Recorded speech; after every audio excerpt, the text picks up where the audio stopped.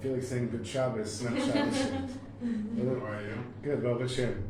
OEM and Rina and Pesha Rachel. And Rebbe, I see is watching. And I'm not sure who else is there. Yael, Zahaba. And of course my mother who watches every week. Everyone else who joins us later, Shena Batsheva. I brought we didn't have any more paper cups, but there's mugs here if anyone wants. There's water, Chaim. And I'm expecting Aryeh to show up. We'll see. He usually tells me if he's not coming.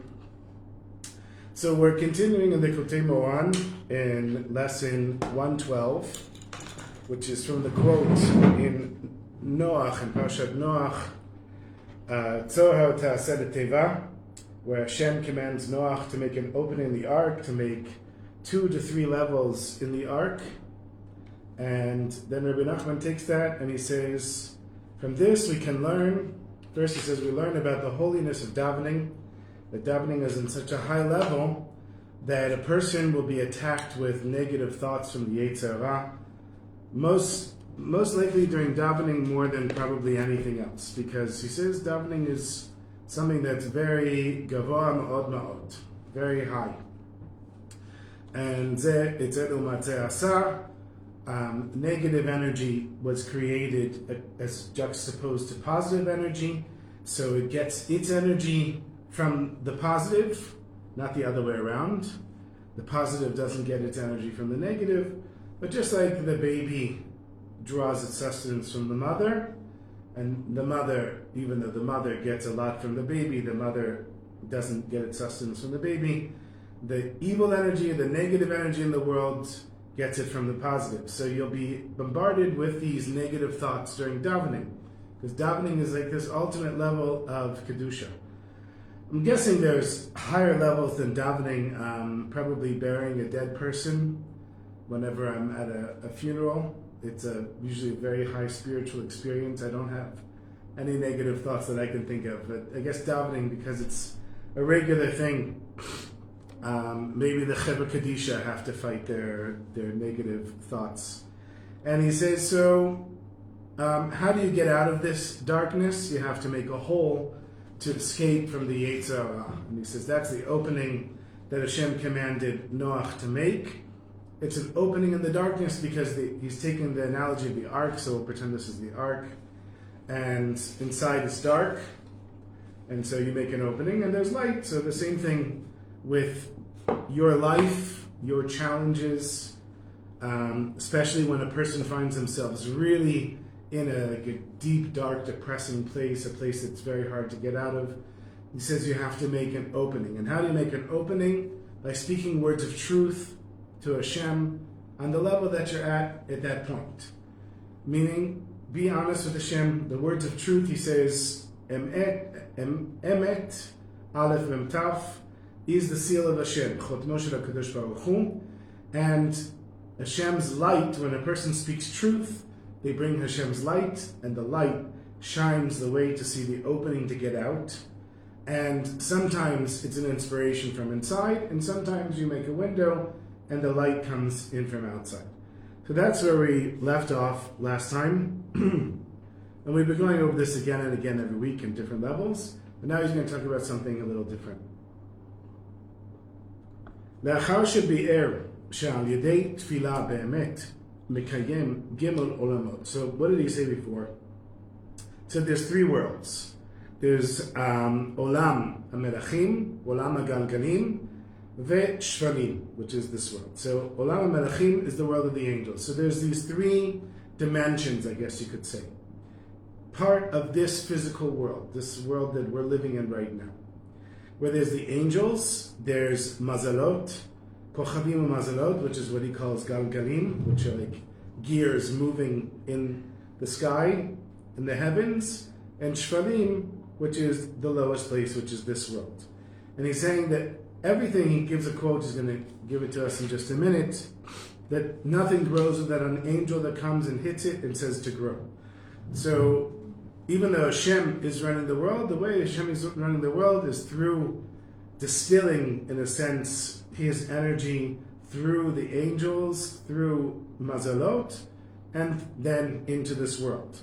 And by us davening and making this effort to fight the Yetzer Hara, to make light in the darkness, we're basically causing everything to happen. Without us davening, without us having the challenges of this world, then there's no purpose in this world being created in the first place. The angels we know, so I don't understand anything about angels, so I'm not going to be able to explain that to you. I just know that there is a concept. We sing Shalom Aleichem on Friday night, and apparently with every mitzvah an angel is made, every person has an angel. Mazalot you can understand. Everybody has their mazal. Everybody's born in the place that they're born, with the attributes that they have, with the family that they have. Some person's born in destitute poverty, another person in incredible wealth, one person smart, one person less. So all of that is related to mazalot. Things that you can do in life, can't do everything, unless you're Donald Trump. You barely can do everything. You can't be also an Olympic athlete and also a rocket scientist or something. I guess there's probably those as well, but most people not. That's related to mazalot. And then Olam Hazeh, this world where we get, it's called Olam Asiyah, which is the world of action, but it's really Olam Bechira, the world of choice, but the choice leads to the action. So he's saying, because we do make our effort here down below, we give the angels their purpose, we give the mazalot their purpose.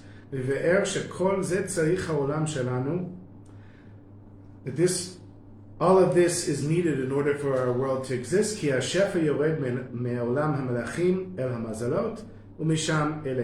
is what I just said, that the abundant Hashem's blessings come down from the angels to the mazalot, to the constellations, and then into this world. And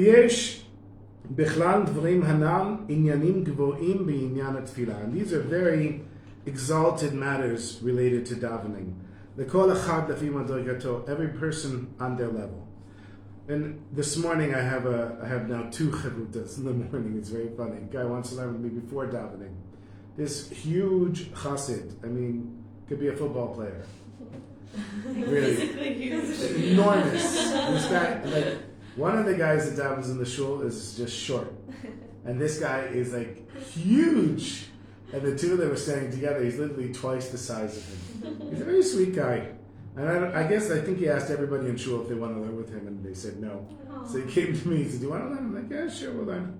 So this morning, we're learning from Mesilat Yesharim. I never learned from Mesilat Yesharim. And we're talking about everyone on their level, that in the world to come, everyone will be judged on the mitzvot that they do, everyone on their level. So he said, I don't understand that. So I said, the story, the famous story of Reb Zusha. So I was amazed, because I think every Baal Tshuva, or at least everybody that I know, knows the story. I'm going to tell you because you might not know the story. Reb Zusha is on his deathbed, and the Chassidim say, Zusha, you're going to the highest places in heaven. He said, no, I'm not so sure. They said, how can you not know that you're going to the highest place? They said, well, if they asked me, was it like Moshe Rabbeinu? I wasn't Moshe Rabbeinu. Was it like Avraham Avinu? I wasn't Avraham Avinu. He said, but if they asked me, was it like Reb Zusha? That's what I'm worried about. Mm-hmm. So that means everybody on their level. You don't have to be Moshe Rabbeinu. You don't have to be Avraham Avinu. It's true that the soul, before it comes into this world, takes an oath that it'll be a tzaddik and not a rasha. But that doesn't mean that you have to be a tzaddik in this world. You just have to strive to reach as high as you can. But that you get there or not, that's everyone, everybody on their level. Ubinyan zen, regarding this matter. Nechlal inyan kochavim mazalot has included the idea of the stars and the constellations. Ech na'asim b'chinat tefillah. How does this come about, and how is this related to davening? Perush. Ech al yedei tefillah he mekablim shefa. How is it through our davening that the constellations and the angels receive the abundance from Hashem? V'hu hamitpalel noten shefa lekol davar. And the person who's davening brings abundance into all of existence. Ve'inyan ma she'amu chachamim u'zuchumim b'cha. Regarding the matter of which the sages of blessed memory said, אין לך כל עשב שאין לו כוכב ומלאך וכולי מלמעלה. There's nothing that doesn't have, or there's no blade of grass that doesn't have a constellation or a star and an angel up above. Shemake oto ve'omer lo, that hits it and says to it, gadel, grow. So this is from Bereshit Rabbah. This is like a well-known thing, right? A well-known concept that there's no blade of grass that doesn't have an angel that hits it and says, grow. And there's a lot that we can pull out of this. First of all, once the Baal Shem Tov was talking, I think, with one of his Hasidim, who wanted to understand Hashgacha Prati, divine intervention. And he said, you see that blade of grass, and there's a blade of grass that fell over, and there's an ant that it fell on top of, and the ant carries the blade of grass. And he said, you see, everything that's happening here, Hashem is making every little thing happen. That's divine intervention. That's Hashem's hand in this world. But behind that is a force, just like behind us is an energy. We know when a person or something dies, the energy that was within the person is no longer there. The person physically can be there, but the energy is not there, just a piece of flesh and bones and muscle.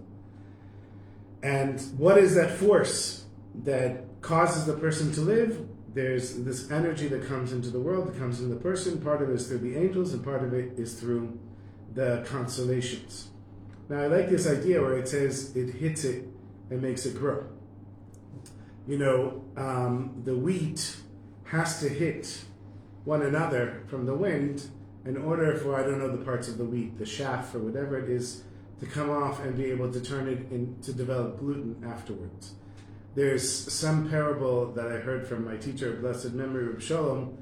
I don't remember the details, like where it's from, but he said there were these two angels that asked Hashem to run the world for like a year, and they decided that there wasn't going to be any wind, the weather was going to be perfect all the time, and there wouldn't be any hardship, basically.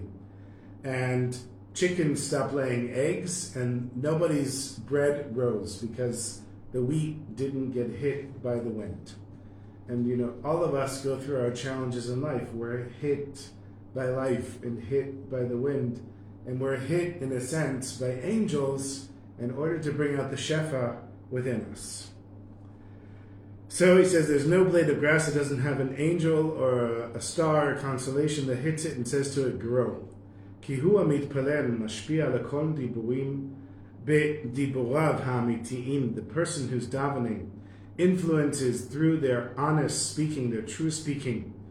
כי על ידי שמדבר דיבורי אמת וזוכה להתפלל ביראה ואהבה וחיות כראוי, and through a person speaking words of truth and meriting to daven with awe and love and vitality as they should be, יש לתפילתו כוח לעלות מלמעלה אל השער של השבט שלו. That gives the person's davening the power to go up and reach the gate of their tribe. כי לכל שבט יש מזל משלו. Because every shevet, every tribe, has their own mazal, has their own abilities. וממילא מתעורר גם כוח המזל. And so when a person davens, and they daven with the right vitality, and it goes to the right place, then it arouses, it inspires, it increases their mazel. Right? We know that on a person's birthday, a person's mazel increases, and that's why, at least in Chabad, people bless each other on their birthday. My wife is so insistent about it that she'll call everyone she can and take the last minute of her birthday. I'm calling you because I'm going to give you a bracha. I'm going to give you a bracha. And so there's a mazel, and what does it mean that a person's davening reaches the place of their tribe? So I think he's going to give an example here in a second. For example, we have different tribes had different roles. The Levim and Zvulun and Yisachar and all of the different tribes. Everybody had like their natural abilities. So there's one person who's really good as a shochet, and one person who's really good as a sofer. And I actually know I have a friend who's a shochet and a sofer. I was going to say the two might not mix, but I'm sure you can think of examples in your own life. So that's what he's saying, that when a person davens in the proper way, the davening reaches the right place. And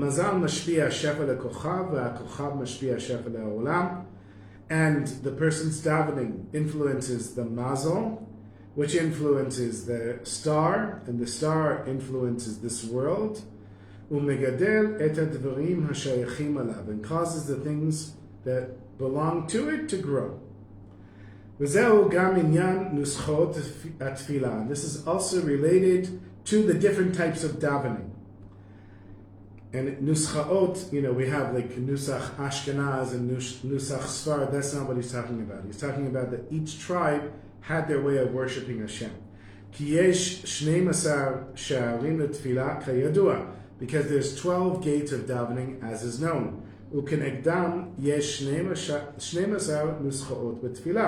And there's 12 different types of davening. So there's a note here. הכוונה לנוסחאות התפילה כמו שיש לנו, נוסח ספרד, אשכנז ועדות המזרח וכולי. It doesn't mean the different types of sidurim and the different types of davening that we have today, Ashkenaz, Sfard, and Middle East, from Middle Eastern countries. אלא הכוונה, but rather the intention is שכל שבט ושבט היה מתפלל כפי הדברים שהיה צריך להם. Each tribe would daven according to the things that they needed. Kagon Shevet Yehuda, for example, the tribe of Yehuda, Haya begvulo harbe gefanim. I guess on their borders there were a lot of grapes. Vayumutpalim al gefanim, and they would daven for grapes. Shevet Asher al zeitim, and the tribe of Asher davened for olives. Zvulon al mischar, Zvulon were the merchants, they davened for their merchandise. And Yisachar al Torah, Yisachar was the tribe that hadn't learned Torah, the Chule, and so on. The chilukim elu hem gam beruchniut. These divisions are also on a spiritual level. Lafid berkat kol tzevet, the shevet v'shevet, according to the blessings of every single tribe. Kach gam haytat tfilato, and so it is with a person's davening. There's different types of davening. Shehem lefi hashvatim, according to the tribes. B'Yaakov Avinu haya kolel et kol hashvatim, v'hu kolel gam hakes nuschaot. So meaning that one person needs to daven for one thing, another person needs to daven for something else. And if you're davening for something that's not appropriate for you, then the davening won't reach the right place. It's kind of like when, I'm trying to think of an example, when, I can't think of something solid, but like when everything goes right for you in a day. Some days, it's pretty rare for me that everything goes right in a day, but like everything is right. I slept well, I davened well, I ate well, I got to work on time, I was focused. Everything that happened, like connected in the right way. That's basically what he's saying. When you get that proper davening in, it reaches the right place, it hits all of the right points, and then whatever can come down, comes down. And if not, then it's only partially reaching the place that it needs to go. So everybody's davening has to reach the place of their tribe. Because if it goes to the gate of a different tribe, then the person's davening won't be able to go to the place that it's supposed to up above. And so the person has to connect their davening to the tzaddik of the generation, that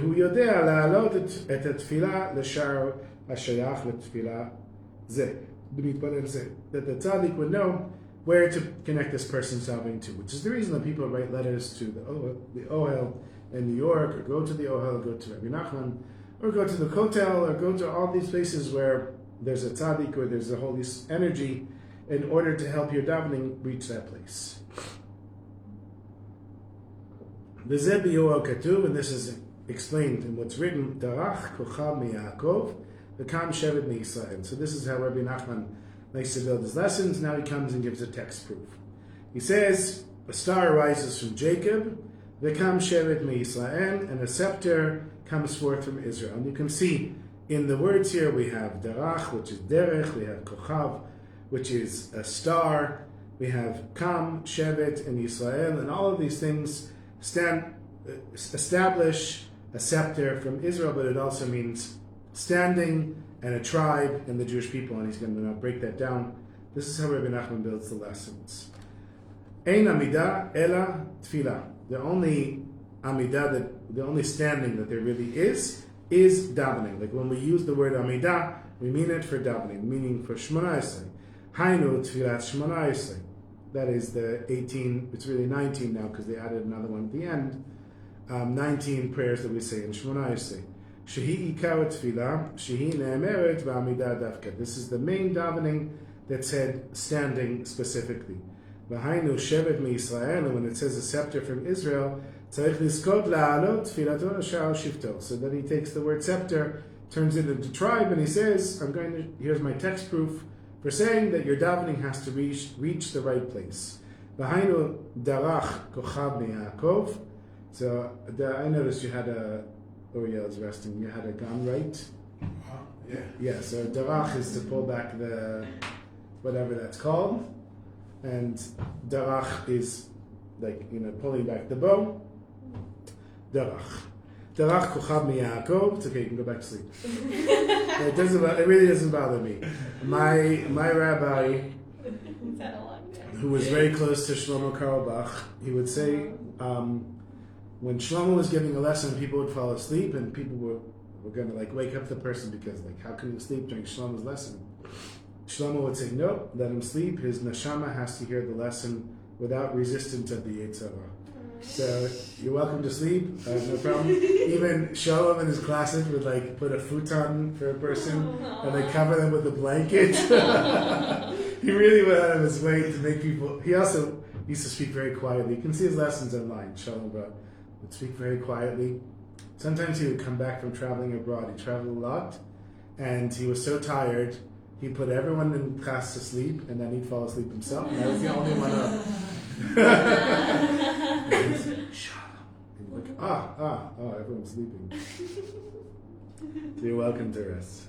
Okay. Hainu darach kochav me'Yaakov, shevet me'Yisrael. Okay. Kanal, as mentioned above, shemedaber al tefillah amidah. So we're talking about the davening in amidah. Shezacheli talot. He's basically saying the same thing again and again, different words. Merits the person's davening to reach the right place. So then this makes a match up above. Ki b'chol tefillah na'asim zivugei hamidot ve'al yedei zeh hashefa yored. So with every davening, there's this match made above, and it matches the person's midot, character attributes, the attributes in their davening, whatever they're bringing into the world, and through this the shefa comes down. Meaning that everybody has an ability to bring down a certain type of shefa, and when you daven for what's right for you, then that shefa comes down because the zivug, the match, is made up above. But darach hu b'chinat zivug, and he's saying now I'm going to prove to you another text proof that the word darach is related to zivug, is connected to a couple. Melashon ketuv ki yishchit kol basar et darko, because he established every animal. I'm not sure exactly what the quote is, whether it's shchita, every animal the way that's supposed to be shechted. She'afilu be'ema v'chaya v'of niskaku she'einam minam. Every animal has relations only with the same animal. You don't usually see other species having relations with one another. He's saying that here we know that this is how things work in nature. Haresha zivug nikra derech. So he's going on again and bringing some more proof. I'm going to skip that sentence there. That's to say, the sage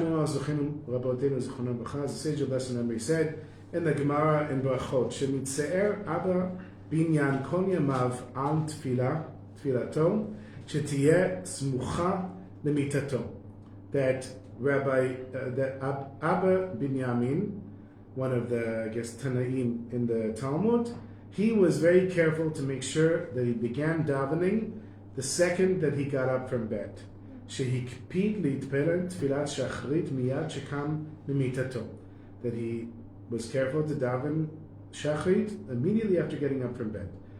וקשה, and this is difficult to understand, במה היא נחשבת למעלה גדולה כל כך? What's considered up in heaven so great, עד שהצטער לעשות זאת, that he was pained in order to do this. Mishiva, and the answer, כי נאמר בפסוק, as it says in the verse, עניין שליחת המרגלים, regarding to sending the spies into the land of Israel, איש למטה אבותיו תשלחו. Each person from their tribe, there was a representative of each tribe. ויש נרמוז, and this hints too, שצריך לשלוח התפילה למטה אבותיו. Your davening has to reach the place of your tribe. היינו שיעלה תפילתו לשער של שבט שלא קנה. That should reach its place. Okay, I want to get on to the next subject here. So then he says, ועל מיטתי שתהיה נתונה בין צפון ודרום. And he made sure that his bed was between north and south. So this, I believe, is north, and this is south. So his bed would be facing this way, I guess. Who's this? I'm sorry? This is Abba Binyamin in Masechet Brachot. Right? Yeah. He made sure that his bed was between the north and the south. V'yesh la'avin, we have to understand the kesher ben shnei hadvarim. What's the connection between these two things? U'meve'er sheshnei hadvarim hem binyan tefillah. They're related to davening. Ki amur chachamenu zechron b'cha, because the sage of lesson memory said, Baba Batra, harotze lahachkim yadrim, the person that wants to become wise in Torah learning should daven towards the south. Ula'asher yatzpin, the person who wants to become wealthy should daven to the north. The simancha, and the sign for this is shulchan be'tzafon, ve'menorah be'darom, that there was the tabernacle in the north and the menorah was in the south. The hainu, that is to say, שרוצה לזכות לחוכמה יתפלל בפניו מצודות לדרום. A person wants to grow in wisdom of coming closer to Hashem should daven with their face pointed towards the south. והרוצה לזכות לעשירות יתפלל שפניו מצודות לצפון. A person who wants to be wealthy should daven with their face pointed to the north.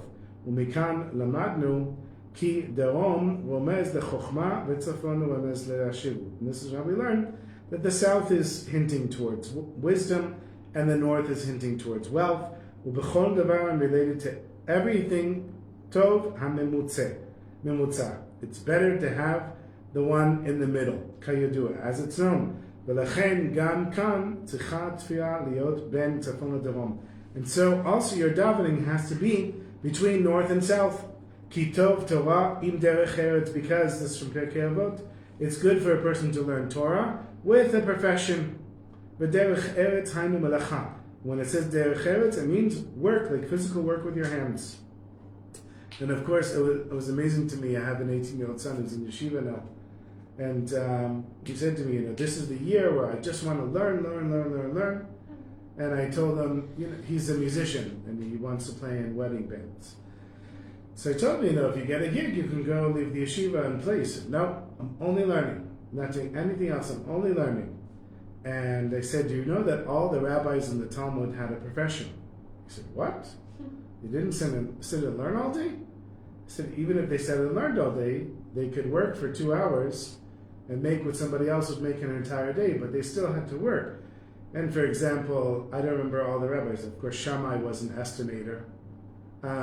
Hillel was a carpenter. Do you remember? Were you? I don't remember. I believe Rebbe Hillel was a carpenter. One was... everybody had like a real profession, a sandlar, making shoes, and this was a normal thing. This whole thing with learning Torah all the time now, this is not a normal thing. I'm actually surprised at the Haredi world because they know better. It's become like this cultural thing, it's very strange. It's like I don't understand it.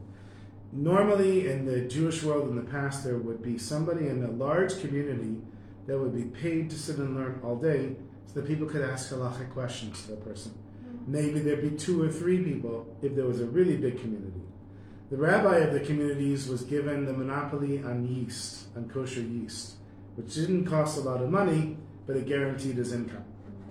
And nobody else was allowed to sell yeast. And here you'd have like 1 or 2 Talmidei Chachamim. You had people learning, you had people coming out of the Beit Midrash all the time. But everyone had to work. There was no state supporting anyone. There were donors supporting people over here in Jerusalem, for example, which is where this community comes from. And that's probably where this whole thing comes from. But here we have it in Pirkei Avot that it's better for a person to have both. To have Torah and a profession.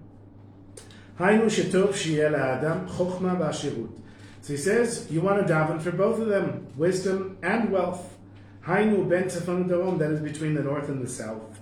Shetiyeh memutza ben shnehem, should be in the middle of both of them, a tefillah u'b'chinat mitato. And since the davening is connected to a person's bed, Kanal is mentioned above because as soon as Rabbi Abba Binyamin got out of bed, he started davening. Hainu ben chokhmah, the osher, that is between wisdom and wealth. Shehem b'chinat tzafon v'darom, is connected to north and south.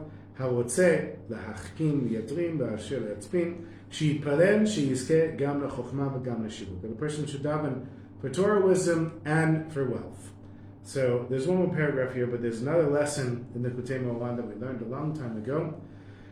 There was some misnagid who the Hasidim of the Magid Mezrich came and said, there's this guy who's really opposing you. Very wealthy, influential Jewish guy. And the Magid said, this is a lesson in Likutey Moharan. The Magid said, bring him closer to me. Actually, it might be in this volume, I'm not sure. He said, bring him closer to me. And so the Hasidim made the effort to bring this guy closer. And imagine being under the wing of the Magid Mezrich, a great shining tzaddik. The guy became a chassid. But as soon as he became a chassid, he lost all of his wealth. And the Hasidim came to the Magid and they said, is that fair? Why should the guy who became one of us now be poor? He said, because it says that a person can only daven either to the south or to the north. You can't be in the middle. If your face is this way, you're davening that way, and your back is this way, and the same thing the other way. So since we brought him closer to Torah, his back is now towards the wealth, and he lost the wealth. And then the Magid said, however, there's one way to have Torah and wealth together. And that we learned from Moshe Rabbeinu, who had Torah and wealth. And also, by the way, all the Avot were extremely wealthy.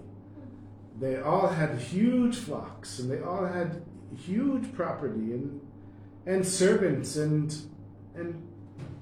crazy amounts of wealth. And when you're talking about the ancient world, when there were no Bitcoin or stock billionaires, there was no social media. This all had to be done like the old-fashioned way of actually having animals, and actually having land, and actually growing stuff.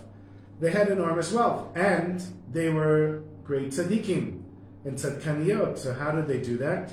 They learned from Moshe Rabbeinu. Moshe Rabbeinu was on the ultimate level of humility. It didn't matter to him, not the wisdom and not the wealth. Now, it mattered to him physically, it didn't matter to him from an egotistical point of view. And when your ego is ayin ve'efes mamish, completely nullified, then you can have all the wealth, or not, and it won't affect you. And you can be a great Torah scholar, or just be a simple Jew, and it won't affect you. And then, should Hashem decide to give you both of them together, you can have them together. So as a person grows in Torah wisdom, and as a person grows in wealth, they have to work on their ego. Because the bigger you grow in those areas, the bigger your ego is naturally going to be. And the only way that you can hold on to both of them is to really get to the place where your ego is not running you, which is a very big test. You probably know the story of the Lubavitcher Rebbe, the last Lubavitcher Rebbe. One Purim, I don't remember which year it was, 70s or 80s, he said during the Farbrengen on Purim, it's auspicious times, Zman Mesugal. Anybody who wants to be a Gvir, meaning one of the super big supporters in Chabad, raise your hand.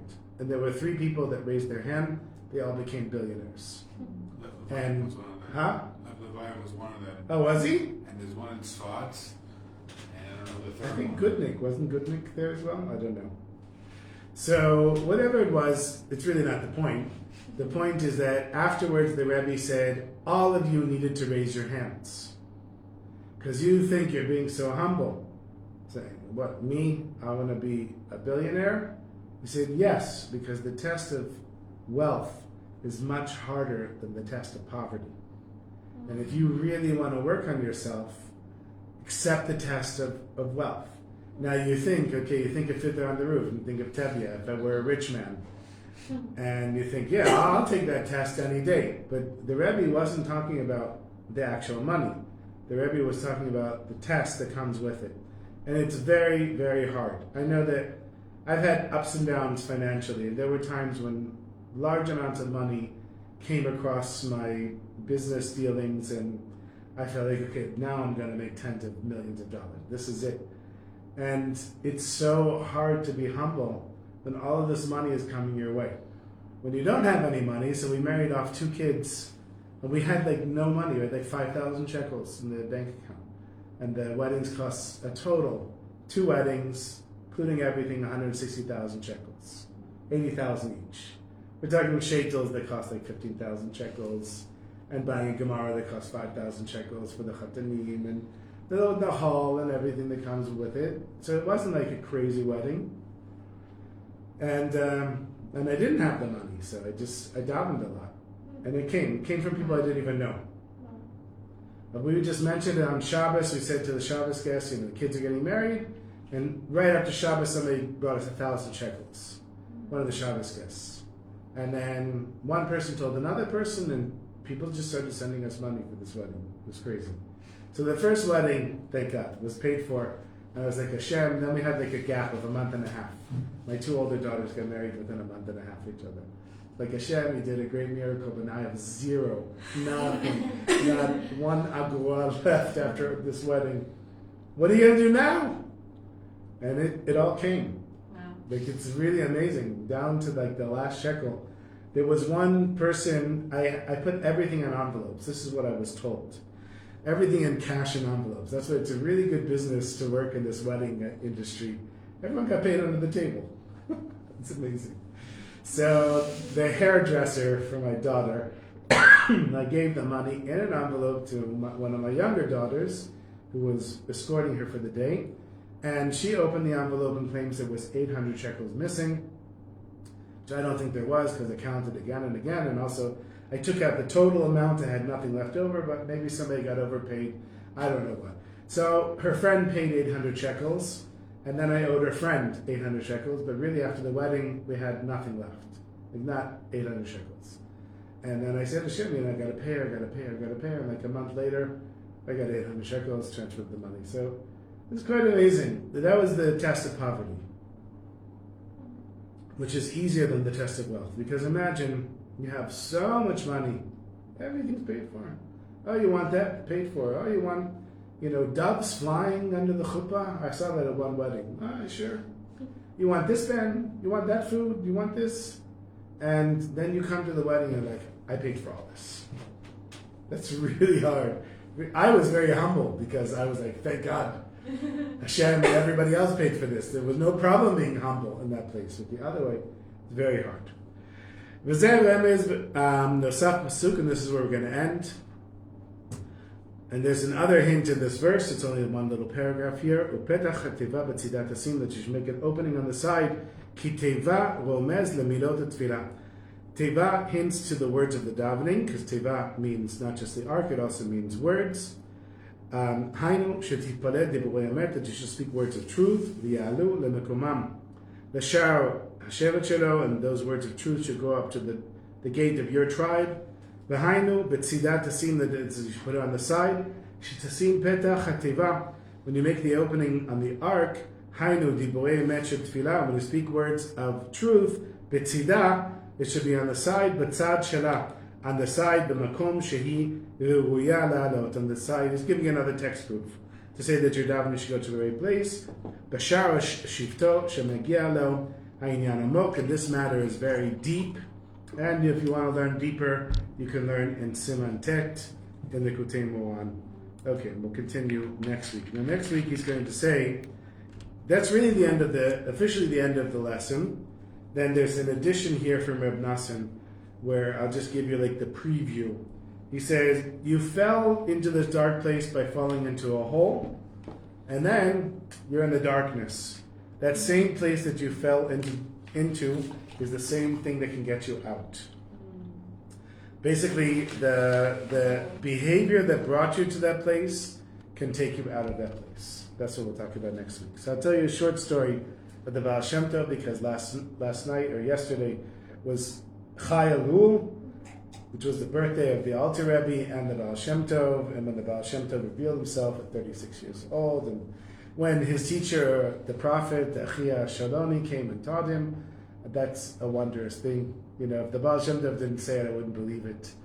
That some prophet from biblical times coming teaching, quite amazing. Okay, so I'll tell a little story about the Baal Shem Tov.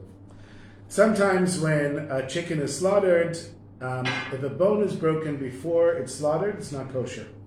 But if it's broken afterwards, then the chicken is kosher. And once a person brought a chicken with a broken bone to the Baal Shem Tov, and even though the Baal Shem Tov could answer the question, he said to go to a certain 13-year-old who was having his bar mitzvah that day at the end of town and ask him the question.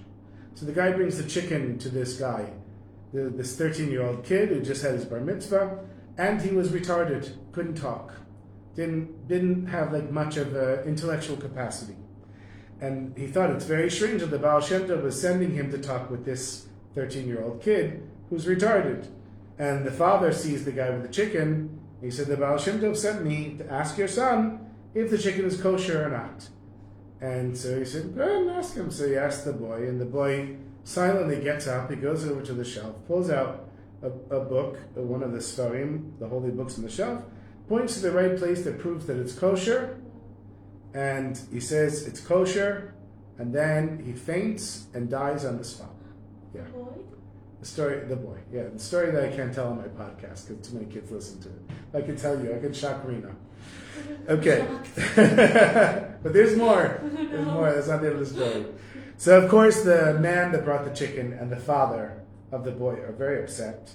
And they go back to the Baal Shem Tov, and they say to the Baal Shem Tov, what's going on here? What is this craziness? So the Baal Shem Tov said, there once was a great rabbi who dealt with urgent questions all day long. And one day, he was in the middle of some halachic discussion, and somebody brings a chicken with a broken bone and says, is it kosher? And since he didn't want to take the time to look at it and check, he said, just sell it to a non-Jew. I don't want to give an opinion on this. And the person sold it. Eventually the rabbi passed away. He comes up to heaven. All the angels greet him because he was a great tzaddik and he was a great rabbi and did all these mitzvot. And they're about to send him off into Gan Eden, and a chicken stands up. And the chicken says, I disagree with this rabbi going into Gan Eden because I was on my way to a Jewish table to be elevated at a Shabbos meal. And this isn't the first story I've heard. Like this, there's a few stories about chickens coming and complaining. Now, just a side note, if you wonder about sacrifices in the Beit HaMikdash, so you know on Shabbat Chazon, you could have a vision of the Beit HaMikdash. One Shabbat Chazon, I had a vision of the Beit HaMikdash. This is Rebbe Yitzchak Berditchev says you can have a vision. And the vision was, and I'm a vegetarian since I'm my bar mitzvah, so I don't eat chicken. But the vision was I was holding a bird, and I was taking the bird as a sacrifice in the Beit HaMikdash, and the bird was dancing for joy because it was going to be sacrificed in the Beit HaMikdash. Whereas if it had just been eaten by some cat, or who knows what, just could have died naturally. But here it's going to be elevated. And people think, well, how cruel that you eat animals on Shabbos. Now, I eat fish, but fish you don't have to, I guess the fish also is happy to be elevated. You don't have to shecht it. So here the chicken was upset, and the Beit Din Shel Mala, the heavenly court, gathers together, and they say to the rabbi, what answer do you have? And the rabbi knew that if he said, well, I was busy, they wouldn't accept it. So he was just quiet, and the heavenly court judged him as guilty and said he has to come down to earth and pronounce the chicken kosher. And at this point, the rabbi says, my entire life I was careful to not speak Lashon Hara. I did all the mitzvot as best I could. And here, because of one little thing, you're going to make me go back down? So the heavenly court said, okay, we'll make you into somebody who is retarded and can't speak, and will not do any transgressions. And on your bar mitzvah, you'll be asked the question, and all you have to do is answer it, and then your soul can come back up here. He said, and that's the soul of this boy that was given to your son. And of course, it's a painful thing for anyone, but just shows us what's going on up above. So many things we don't understand. Okay, let's sing a little nigun. Continue next week.